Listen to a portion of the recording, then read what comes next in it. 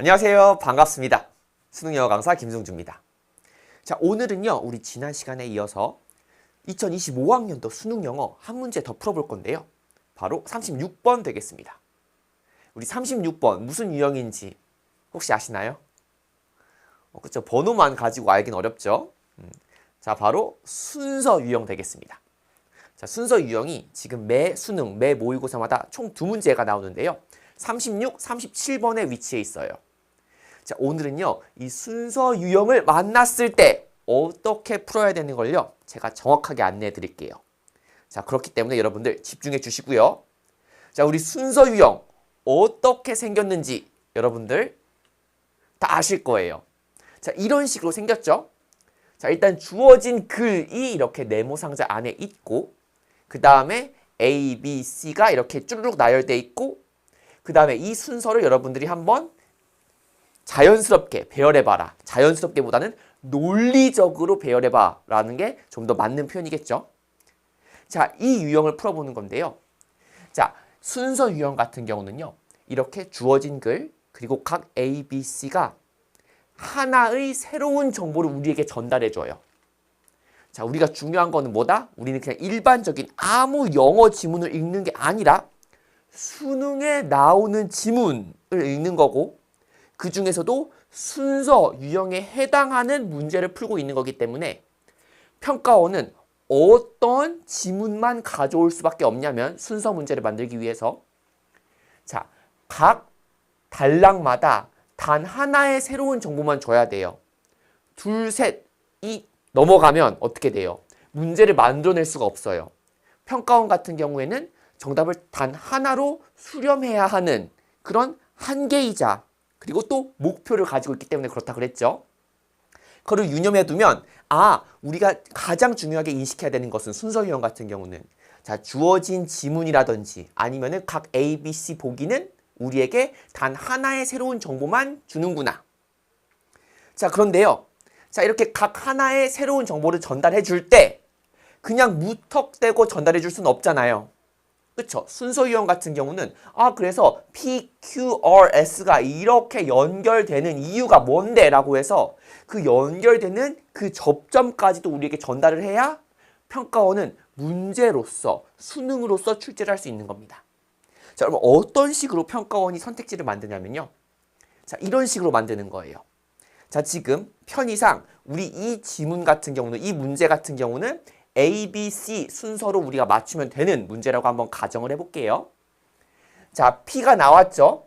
자, 그 다음에 P를 먼저 말해주고 그 다음에 새로운 정보인, 새로운 내용인 Q를 말해줘야 되는 거예요. 자, 그 다음에 이어서 B도 일단 앞서 나왔던 정보를 먼저 말해준 다음에 자기의 새로운 이야기를 말해줘야 돼요. 자, 마찬가지도 마무리도 어때요? 자, R부터 말해주고 S로 가야 된다는 거예요. 자, 왜 그러냐 하면은 다시 한번 말씀드리지만 우리는 일반적인 지문을 보고 있는 게 아니라 수능, 그것 중에서 순서 유형에 출제될 수 있는 지문만 보기 때문에 그런 거예요. 그래서 우리는 각 A, B, C가 각각 새로운 하나의 내용을 말할 때 무턱대고 말하는 게 아니라 바로 그 직전 순서에 있던 글에 있던 내용이라든지 정보를 끌어온 다음에 이야기를 해줘야 된다는 거예요. 그래서 각 A, B, C는 새로운 내용을 전개하기 전에 바로 직전에 있었던 구 정보를 각각 끌어다 써야 된다 라는 거 명심해 주셔야 되겠죠. 이거를 유념하고 이제 문제 들어갈 거예요. 자, 그러면 정리를 해보면, 자, 어떻다? 우리 순서 유형을 풀 때는요, 단서는 바로 앞글이다. 보셨죠? 단서는 어떻게 봐준다? 지금 Q를 전개하기 전에 P, 자, R을 전개하기 전에 Q, S를 전개하기 전에 R 이렇게 가주는 거예요. 단서는 바로 앞에 있는 글에서 찾는 거예요.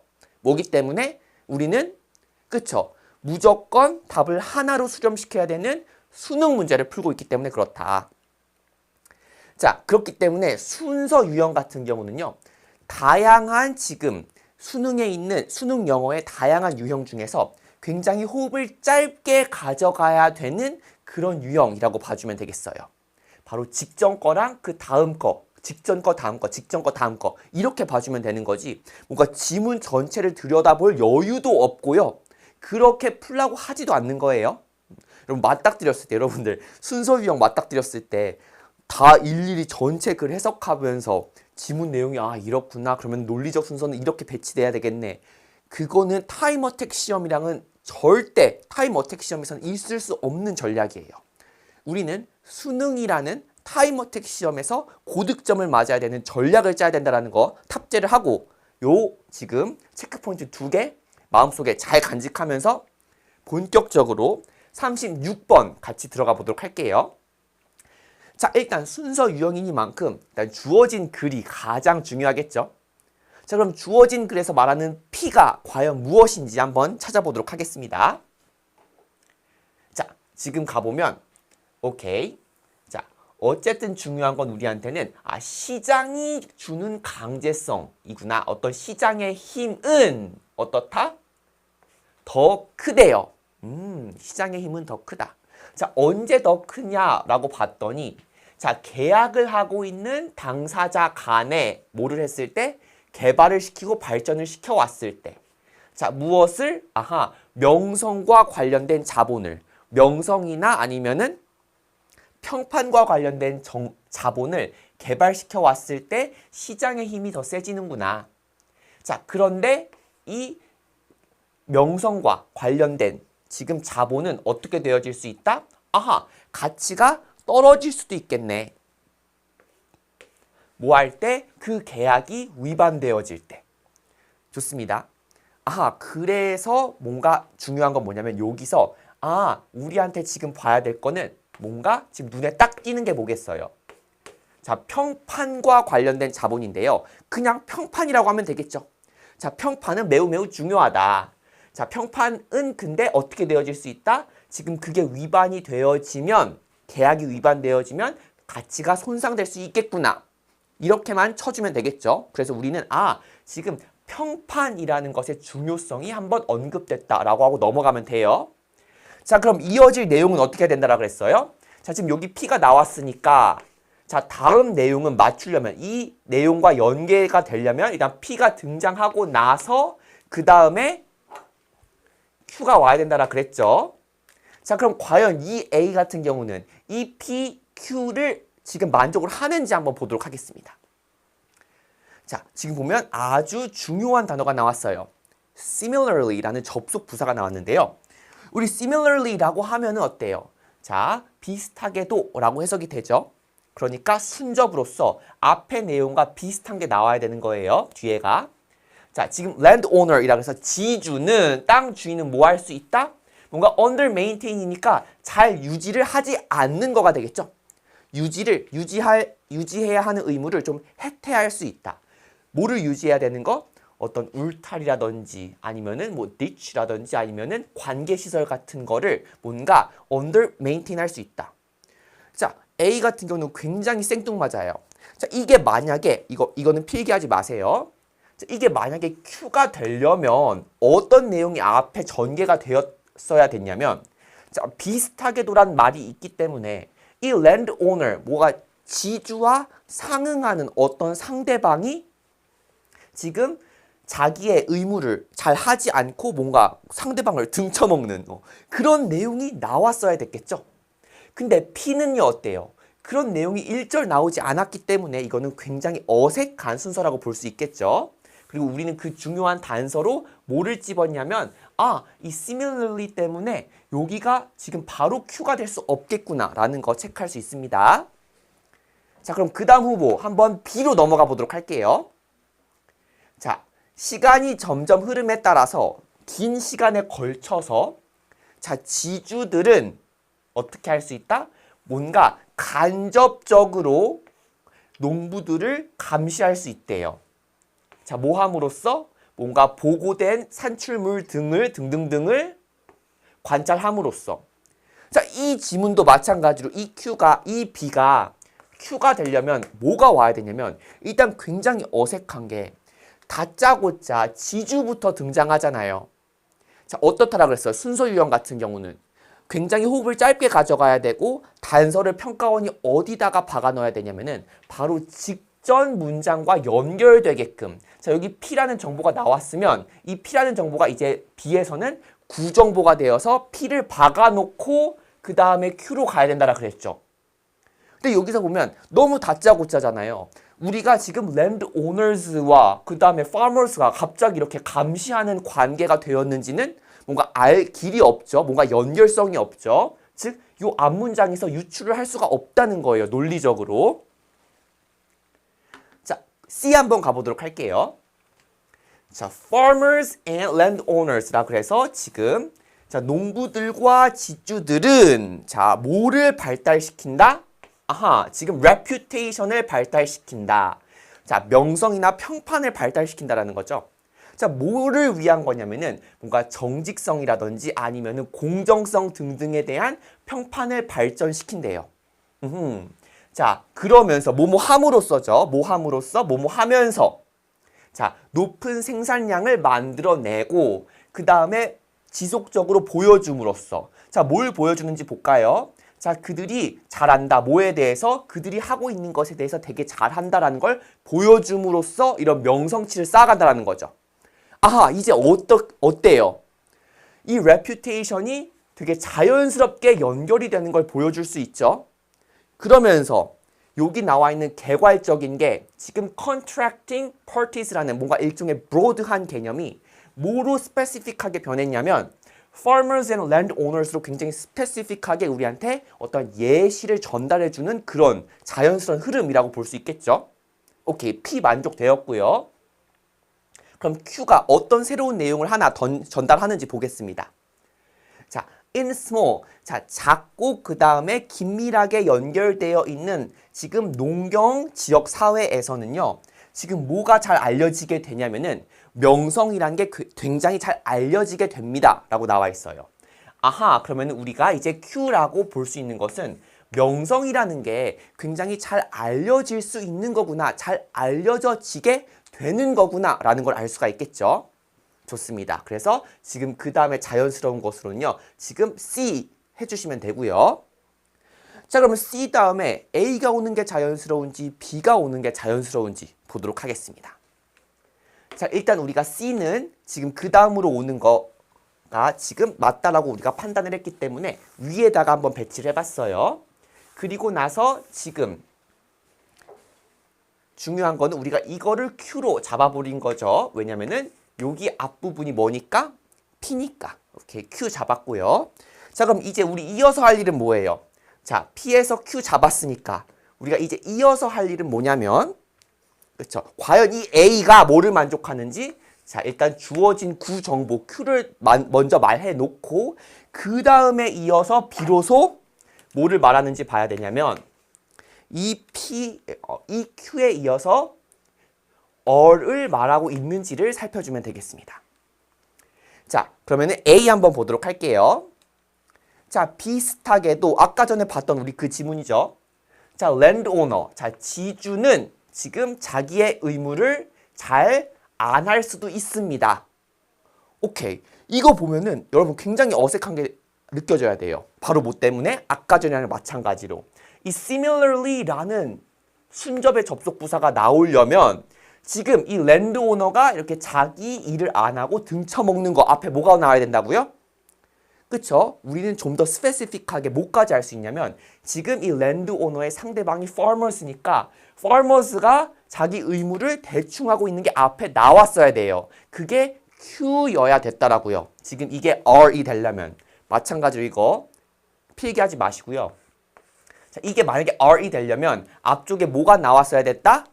그죠? farmers들이 자기 일을 제대로 하지 않았던 내용이 나와야 되기 때문에 이 A도 적절하지 않다라는 걸 알 수 있습니다.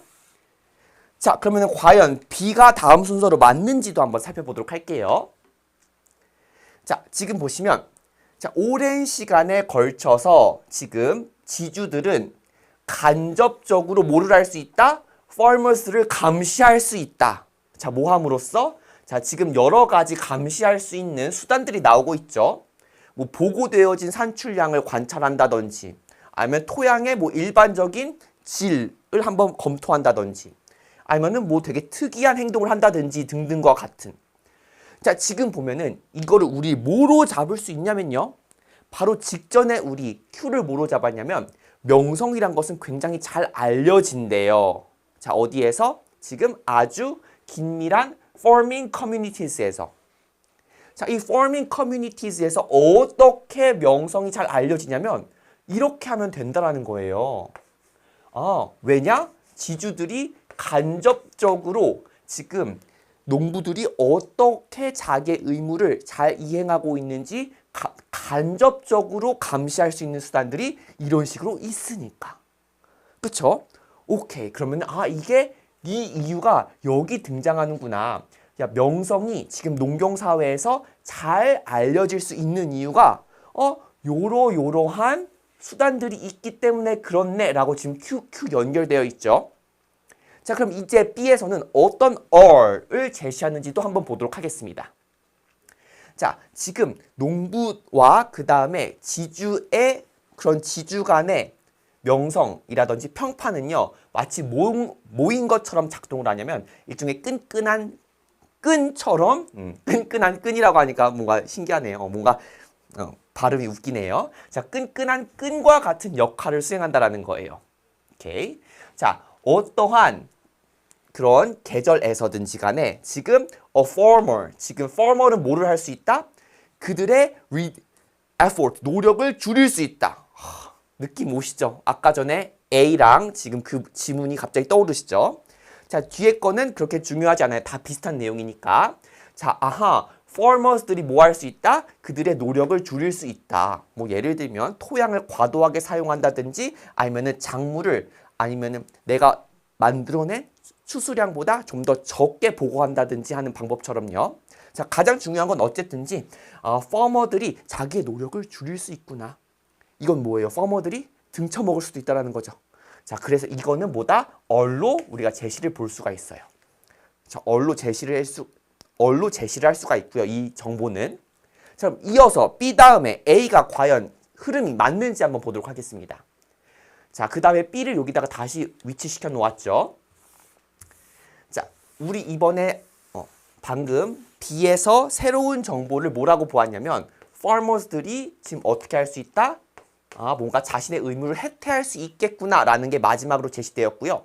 자, 그럼 우리 과연 마지막으로 B 다음에 A가 자연스러운지는 뭐를 보면 돼요, 이번에는?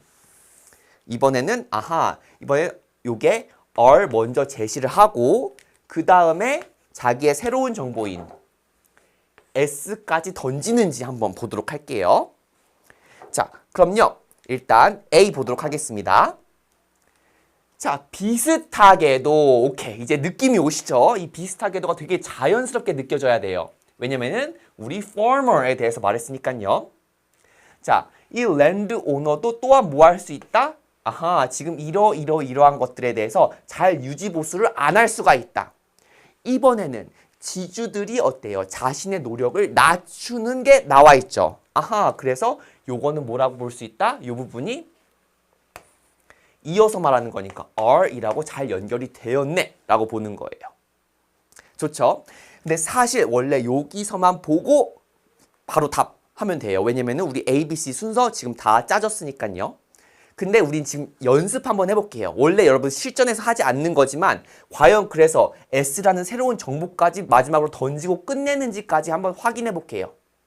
문제를 그냥 푸는 거니까 여러분 실전에서 하면 안 해요. 할 필요가 없어요.